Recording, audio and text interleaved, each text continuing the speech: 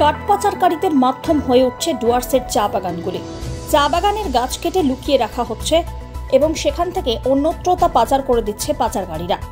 চা বাগানের ভিতর থেকে শনিবার লক্ষাধিক টাকা মূল্যের মূল্যবান সেগুন কাঠ উদ্ধার করল বন দপ্তর। শনিবার কালচিনি ব্লকের চিঙ্গুলা চা বাগানের ভিতর থেকে প্রায় 35 CFT সেগুন কাঠ উদ্ধার করে বক্সা ব্যাঘ্র প্রকল্পের বনকর্মীরা। এদিন বনকর্মীদের কাছে গোপন সূত্রে খবর আসে চোরা কারবারিরা বাগানের ভিতরে কাঠ লুকিয়ে রেখেছেন। বনকর্মীরা খবর পাওয়া মাত্রই চিঙ্গুলা চা বাগানে অভিযান চালিয়ে বাগানের ভিতর থেকে কাঠগুলো উদ্ধার করে উদ্ধারকৃত কাঠ পানা রেঞ্জে নিয়ে আসেন।